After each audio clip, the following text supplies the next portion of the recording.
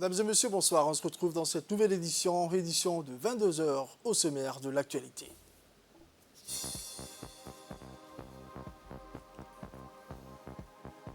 Le Premier ministre poursuit sa tournée régionale à Ali Sabié en quête de l'amélioration des échanges entre le peuple et le gouvernement.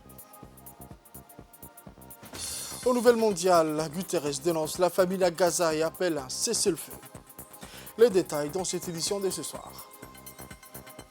Le journal au complet à présent, mesdames et messieurs. Le gouvernement de Djibouti condamne vigoureusement l'attaque terroriste qui a eu lieu au Crocus City Hall, un beau lieu de Moscou, le vendredi 22 mars, revendiqué par l'organisation État islamique.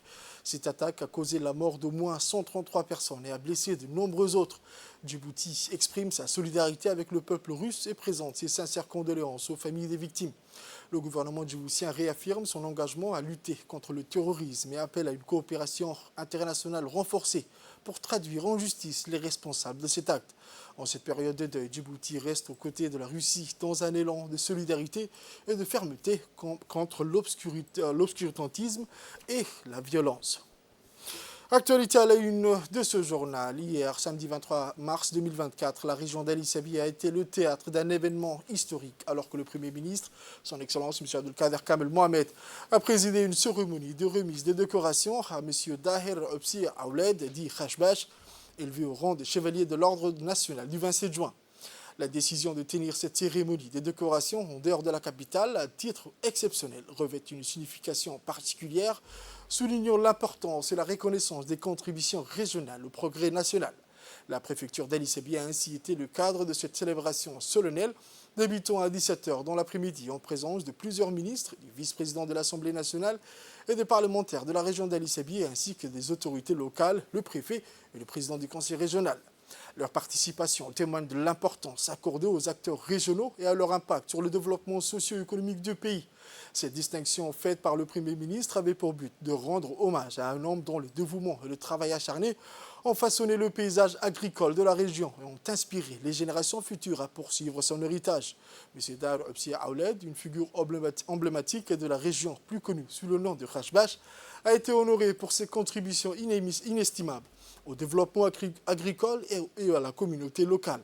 Ces grands hommes est reconnu comme le pionnier des surfaces agricoles dans la localité rurale de Assamo. Son dévouement et son ingéniosité ont été cruciaux dans l'établissement du premier jardin dans la zone de brousse d'As de Assamo, ouvrant ainsi la voie à une nouvelle ère de prospérité pour la région. Né dans les confins de cette région, il a passé une grande partie de sa vie à explorer le monde avant de revenir au foyer avec une vision claire, celle de cultiver la terre qu'il a vue naître. Grâce à son leadership et à l'appui des autorités locales et des partenaires de développement, Assamo est devenu un centre agricole florissant, permettant à plus de 115 familles de tirer leurs revenus de la terre. L'influence de Khashbash s'est étendue au-delà de Assamo, inspirant de nombreuses générations dans le développement de l'agriculture tant dans les régions du sud et dans les régions du nord. L'impact durable de cet homme sur la communauté est indéniable. Son dévouement et sa persévérance ont contribué de manière significative au développement de l'agriculture dans la région. Et son héritage continuera de bénéficier aux générations futures. À la clôture de cet événement solennel, M. Dar Opsi Aouled a exprimé sa profonde gratitude envers le président de la République, son Excellence El Hadj Ismaël Omar Guelleh, le Premier ministre et les membres de sa délégation pour l'honneur qui lui a été fait. Ensuite, à l'issue de la remise du symbole de cette reconnaissance nationale, le Premier ministre et vice-président du parti du Rassemblement populaire pour le progrès et ses accompagnateurs ont fait immersion dans l'usine de cimenterie d'Ali Sabié pour une prise de contact avec le directeur général de la cimenterie locale, ses ingénieurs et l'ensemble de ses autres agents à l'œuvre dans cette unité industrielle lourde. Sur place, ils ont été accueillis chaleureusement au sein de l'entité d'industrie lourde par les membres du gouvernement, les députés de la région, les membres de l'hémicycle national, le préfet de la région, M. Abdelmalek Mohamed, le président du conseil régional, M. Shamark Hassan. Par la suite, le chef de la primature et les autres officiels, conduits par le directeur général de l'usine et les autorités régionales, ont visité à tour de rôle les services des différentes phases composant du processus de fabrication du ciment. La première phase qui porte sur la production du ciment à partir du clinker produit sur place. sur l'emballage ou mise dans les sacs et son chargement dans les camions de livraison à destination, sachant que le ciment est un lien hydraulique fabriqué à partir du clinker, obtenu par la combinaison chimique à très haute température de calcaire et d'argile. Le clinker est ensuite broyé avec des ajouts dans des proportions très précieuses qui donneront au ciment des caractéristiques spécifiques. Le Premier ministre et vice-président du parti RPP, M. Abdelkader Kamel Mohamed, entouré des membres du gouvernement et de son comité exécutif et le bureau politique également, ainsi que les représentants de la population de la région. Dans l'hémicycle national, originaire de cette partie du sud-est du territoire national, a convié tous les présidents des annexes du RPP implantés au chef-lieu et dans les localités rurales et du sous-préfecture de Holhol et de Ali Adé, ainsi que ses militants et militantes fidèles à sa cause, le premier repas de la journée synonyme de rupture du jeûne. Puis aux premières heures de la soirée, juste après la prière de Tarawih, suivi de la prise collective du dîner avec l'ensemble des membres de la grande famille politique du RPP, le Premier ministre et vice-président du parti au pouvoir, entouré des membres de son comité exécutif et bureau politique, avec tous les présidents des annexes du RPP et du parti RPP, et ces hommes et femmes militants de toujours. Un dialogue traditionnel entre les membres dirigeants et les militants, les partisans ou les sympathisants de tout genre et de tous âges, de plus vieux partis politiques de la nation qui avaient fêté ses 45e anniversaire d'existence le 4 mars dernier. Une longévité exceptionnelle d'un parti politique au pouvoir sur le continent africain. Cette rencontre de proximité a permis aux chefs de tous les sièges ou annexes du grand parti RPP d'exposer les réalisations d'ordre social en matière d'infrastructures multiformes édifiées et de présenter par la même occasion les souhaits des habitants de leur secteur d'influence. Quant au président du conseil régional, M. Chamark Hassan Laleh, il a fait remarquer que les ministres natifs de la région, les députés, les élus locaux, en passant par les hommes et femmes militants ou sympathisants, de toujours sont unis, comme les doigts d'une seule main. Cette rencontre solennelle a débuté par les interventions des parlementaires. L'honorable député Suleiman Dahir Bélé a ouvert les discussions et remercié la population de la région Assedjog pour l'accueil et leur hospitalité envers la délégation du Premier ministre, son Excellence Abdelkader Kamel Mohamed. L'honorable député Suleiman Dahir a conclu son intervention avec une invocation par laquelle il a demandé au Seigneur Allah sa miséricorde et accordé la pluie et le beau temps à cette région.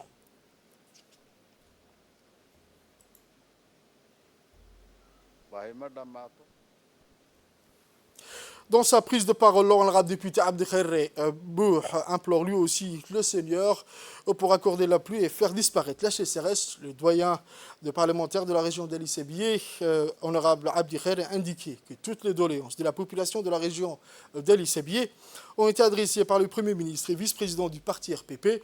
Le parlementaire a mis en exergue également que cette prise de contact est très bénéfique et demande ainsi de tenir régulièrement pour relever les défis dits, a également indiqué le député Abdelkader Bouh. Le ministre du Commerce et du Tourisme, M. Mohamed Ouarsame Derié, a exprimé pour sa part sa fierté en tant que ressortissant de la région d'Ali Sebié lors de son discours, soulignant également ainsi que c'est un honneur et un privilège pour les Assedjog et les Benindjog d'accueillir le Premier ministre et vice-président du parti RPP, M. Abdelkader Kamel Mohamed.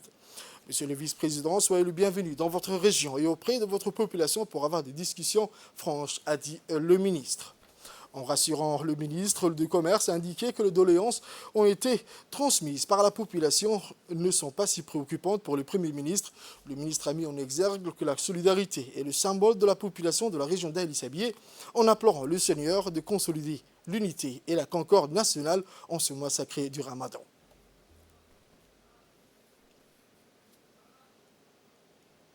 Quant à lui, le ministre du Budget, son Excellence M. Ousmane Ibrahim Roble, a évoqué dans son intervention l'importance capitale de cette visite.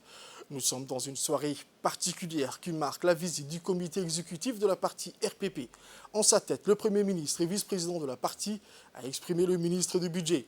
Le ministre a réitéré une fois de plus son message de bienvenue au Premier ministre et sa délégation. Le ministre Ousmane Ibrahim Roble a également mis en exergue sa volonté de servir et faire avancer la partie RPP. C'est au tour du Premier ministre et vice-président du Rassemblement populaire pour le progrès, RPP, M. Abdelkader Kamel Mohamed, de rappeler que les interventions des uns et des autres, des Assajouk et des Beninjouk, font référence à des revendications d'ordre d'intérêt collectif et non individuel. Comme j'entends, a-t-il indiqué, il est temps que toute la République s'adonne à la production agricole afin d'assurer notre sécurité alimentaire. Les agricultures de la localité rurale agricole de Assamo demeurent les précurseurs de cette pensée noble d'indépendance réelle dans un monde où les conflits meurtriers se multiplient partout et qui aspirent plus d'inquiétude que d'assurance. Il est temps que dans toute la région du pays, les fils et les filles du pays travaillent pour une plus grande production agricole, a-t-il conclu dans son intervention. Autre actualité de ce soir, aujourd'hui, le secrétaire d'État chargé des sports de Djibouti a accueilli en visite l'ambassadeur du Pakistan à Djibouti, accompagné des hommes d'affaires pakistanais dans le cadre d'une rencontre de travail. Cette rencontre revêt une importance particulière en tant que signe tangible de renforcement des relations bilatérales entre Djibouti et le Pakistan. Au cours de cette réunion cordiale, les deux parties ont discuté des moyens de promouvoir la coopération dans le domaine du sport, un domaine qui joue un rôle crucial dans le rapprochement entre les nations. Des échanges d'expertise, des programmes de formation et de partenariats sportifs ont été abordés, ouvrant la voie à une collaboration fructueuse entre ces deux pays. Ensuite, la délégation pakistanaise a présenté au ministre des échantillons d'équipement que Djibouti prévoit de créer. Au cours de cette réunion, le secrétaire d'État chargé des sports a vivement insisté sur l'importance de promouvoir la fabrication locale des ballons, encourageant ainsi le Made in Djibouti et le secrétaire d'État chargé des sports, M. Hassan Mohamed Kamil, prévoit de personnaliser les maillots de sport selon les besoins spécifiques des équipes en offrant une gamme variée d'options pour répondre aux exigences individuelles. Donc, il y a une forte demande au niveau des pays voisins, et particulièrement en Somalie, en Éthiopie, au Kenya et au Soudan, au Sud-Soudan. Donc, nous voulons à travers ces projets à ce que Djibouti soit un pôle de fabrication des ballons, mais également un pôle de dispatching. Et nous allons faire des ballons Made in Djibouti, ici en République de Djibouti. Et l'autre volet de ce projet, c'est que beaucoup de jeunes seront d'abord formés dans la fabrication des ballons, et derrière, il y aura la création d'emplois. Et environ 100 Djiboutiens vont travailler dans ces projets. Donc, non seulement nous allons avoir une autonomie dans notre besoin en matière de ballons, mais également une chance dans la création d'emplois. Donc, c'est un projet à dévoiler, et nous remercions le secrétaire d'État en personne et également aux autorités pakistanaises de choisir la République de Djibouti comme pays ou bien comme site de fabrication de ces ballons Made in Djibouti. L'ambassadeur extraordinaire et plénipotentiaire de la République de Djibouti en République fédérale démocratique d'Éthiopie et représentant permanent auprès de l'Union africaine et de la Commission économique pour l'Afrique, son Excellence M. Abdi Mahmoud Aïbé a représenté son Excellence M. Mahmoud Ali Youssouf, ministre des Affaires étrangères et de la coopération internationale, au séminaire ministériel de haut niveau du Conseil de paix et de sécurité de l'Union africaine tenu le 23 mars 2024 au Namibie, portant sur la commémoration des 20 ans du CPCA, avec un accent particulier sur la participation et le leadership des femmes dans le processus de paix en Afrique. Dans son intervention, l'ambassadeur, son Excellence M. Abdi Mahmoud, a souligné que les femmes africaines jouent un rôle essentiel dans la prévention, la résolution des conflits en Afrique depuis des décennies, malgré les difficultés et les obstacles auxquels elles sont confrontées. Elles ont su apporter une contribution significative à l'instauration de la paix, à la réconciliation et au développement durable des sociétés africaines, tout en reconnaissant et en valorisant le rôle des femmes en tant qu'actrices clés de la paix et de la sécurité en Afrique. L'ambassadeur de Djibouti en Éthiopie a mis l'accent sur la nécessité d'entendre la voix des femmes, leur expérience et leurs perspectives dans les processus décisionnels et les actions liées à la paix et à la sécurité sur le continent et au-delà. Leur participation active et leur leadership sont indispensables pour parvenir à des solutions durables et inclusives, a-t-il enfin affirmé. En présence de M. Abdul Hadi Al-Otabi, ambassadeur adjoint du serviteur de deux saintes mosquées à Djibouti, ainsi que des représentants des ambassades des pays frères Les chefs et directeurs attachés du département affilié, les départements gouvernementaux et du secteur privé. La 3e session Ramadan de la Coupe de l'ambassadeur du serviteur de deux saintes mosquées à Djibouti, organisée par l'école saoudienne de Djibouti, s'est achevée hier. Les activités sociales programmées visaient à promouvoir le partenariat communautaire, la communication culturelle et l'intégration entre les institutions à travers des activités sportives. Le tournoi a rassemblé 12 équipes représentant les organismes diplomatiques, éducatifs, gouvernementaux et le secteur privé. La finale opposant l'équipe de l'école saoudienne à celle de l'organisation IAD a vu la victoire de cette dernière, remportant ainsi la Coupe du championnat avec un score de 3-0. Dans son discours, le Dr Hassan Al-Chehri, président du comité d'organisation, a exprimé sa gratitude envers l'ambassade du Royaume d'Arabie Saoudite à Djibouti pour son soutien généreux et son parrainage de la session du Ramadan ainsi que de toutes les activités scolaires. Il a également remercié les commissions et la commission d'arbitrage pour leur excellente gestion de matchs du tournoi ainsi que les équipes participantes et le public honorable pour leur coopération dans la réalisation des objectifs de ce tournoi. Les lauréats ont été honorés avec la coupe du tournoi ainsi que des prix pour le meilleur joueur, le meilleur gardien et le meilleur buteur. L'organisation impeccable du tournoi depuis son ouverture jusqu'à sa conclusion a été chaleureusement saluée par tous. À l'instar des autres disciplines sportives, la Fédération djiboutienne de handball a également organisé le tournoi de handball. Une dizaine d'équipes garçons comme filles ont participé à cette compétition palpitante. Dans un affrontement de tous les enjeux au gymnase du lycée d'État, l'équipe de la gendarmerie a littéralement écrasé son adversaire Cœur de Lion lors d'une rencontre de phase éliminatoire pour les filles. Ce triomphe spectaculaire leur a valu une place bien méritée en finale qui est prévue pour ce mardi lors de la cérémonie de clôture grandiose. L'événement a été honoré par la présence des personnalités éminentes telles que le directeur général adjoint de l'ANPS, M. Ahmed Ali, le responsable du complexe de Gabod, le président de la Fédération djiboutienne de handball, M. Ahmed Mohamed, ainsi que le cadre du SES, M. Mahaboub. Dans une réaction empreinte de gratitude, le président de la Fédération a exprimé ses sincères remerciements au secrétaire d'État chargé des sports, son Excellence M. Hassan Mohamed Kamil, pour son soutien indéfectible à la Fédération djiboutienne, soulignant l'importance du partenariat et de l'engagement envers le développement continu de ce sport dynamique dans le pays.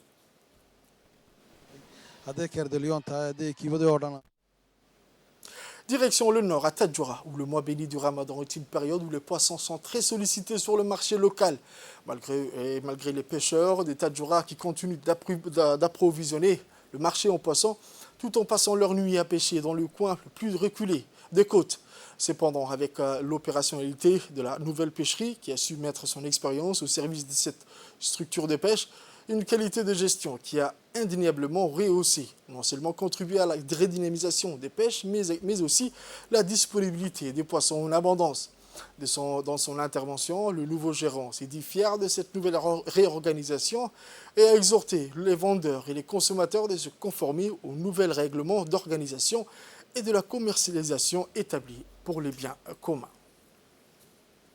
Toujours à Tadjoura, où sous la bienveillance du ministère de la Jeunesse et de la Culture, la sous-direction régionale du MJC de Tadjoura s'est associée avec la Ligue régionale de football pour donner vie à un événement sportif d'envergure célébrant les valeurs du football et exprimant la solidarité envers le peuple palestinien.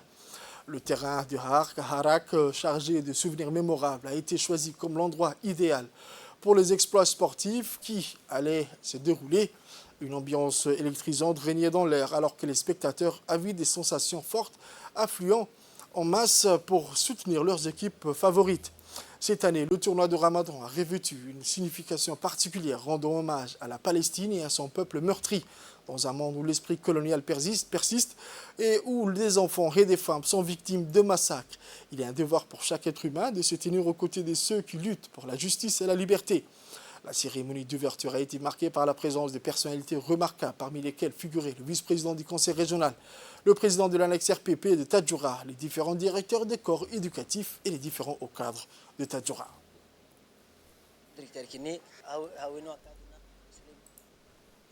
Sport toujours, les tournois de Ramadan de football, de volleyball et de pétanque de la ville d'Arta, du mont Ougoul battent leur plein. Organisé par le CDC d'Arta, en collaboration avec l'association des jeunes d'Arta, ces tournois de sport de loisirs ont rassemblé de nombreux passionnés de football, de volleyball et de pétanque de la région pour des rencontres amicales et des moments de convivialité. Après une semaine de compétition intense, les équipes se sont distinguées par leur talent, leur fair play et leur esprit d'équipe. Les matchs ont été riches en rebondissements, offrant aux spectateurs des instants de suspense et d'émotion. Plus de 12 équipes se sont inscrites pour participer au tournoi de football, démontrant l'engagement et la passion de la communauté pour ce sport de loisirs populaire. De plus, 8 équipes s'affrontent dans le tournoi de volleyball et 8 autres dans celui de pétanque, offrant ainsi une variété d'options pour les amateurs de tout âge. Cet événement qui rassemble la communauté autour de l'esprit du Ramadan est une occasion de renforcer les liens sociaux et de promouvoir un mode de vie sain et actif en période de jeûne. Nous sommes reconnaissants envers tous ceux qui ont contribué à rendre ces tournois possibles, notamment les équipes participantes, les organisateurs et les bénévoles. Nous sommes ravis d'annoncer que nous nous apprêtons à entrer dans la phase éliminatoire de ces tournois. Les équipes les mieux classées auront l'opportunité de s'affronter dans des matchs décisifs où chaque but et chaque lancer de boule compteront, a-t-il indiqué dans une réaction ces jeunes footballeurs.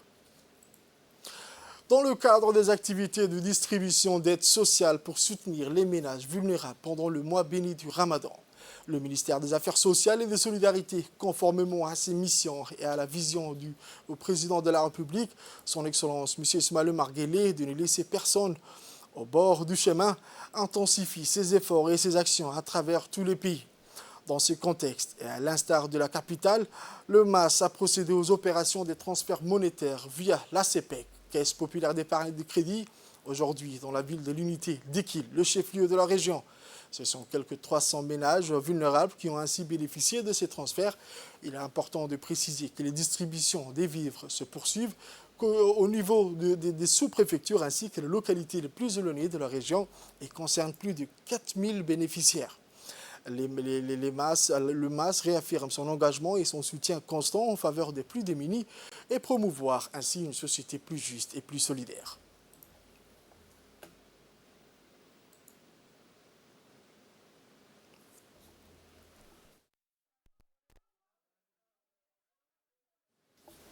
Voici à présent la réaction recueillie auprès du Conseil technique, auprès du ministère des Affaires sociales et des Solidarités.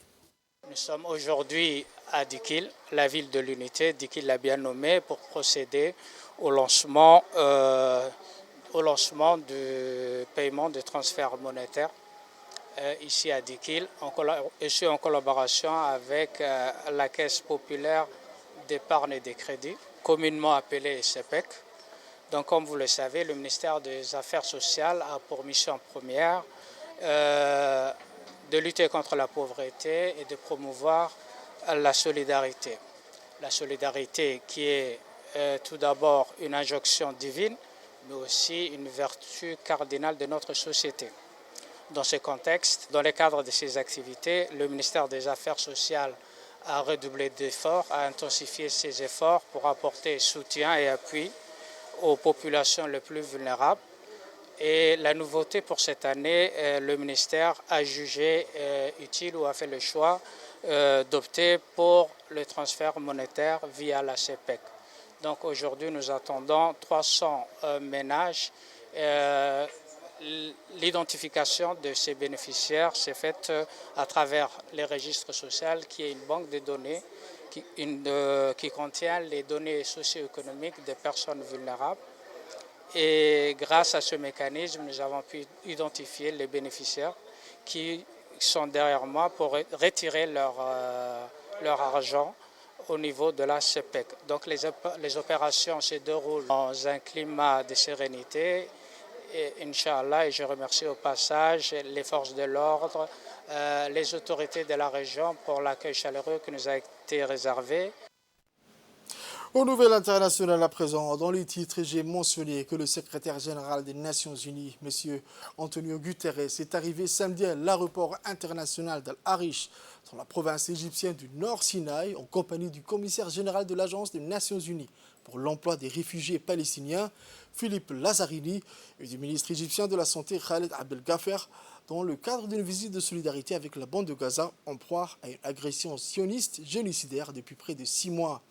La visite de Guterres en Égypte comprend l'inspection de la frontière terrestre de Rafah et le renouvellement de l'appel pour un cessez-le-feu dans la bande de Gaza qui subit agression sioniste depuis le 7 octobre dernier, faisant des dizaines de milliers de martyrs et de blessés et causant une destruction massive dans l'enclave palestinienne. À son arrivée, Guterres s'est rendu à l'hôpital général d'Al-Harish pour s'enquérir de l'état de santé des blessés de Gaza qui sont soignés dans les hôpitaux égyptiens. Guterres devrait tenir une conférence de presse devant le point de passage de Rafah et s'adresser au monde entier sur la nécessité d'un cessez-le-feu et d'un flux accru d'aide humanitaire à Gaza. C'est la fin de ce journal de 22h, mesdames et messieurs. Merci à vous de l'avoir suivi et restez avec nous pour la suite du programme sur Télé Djibouti.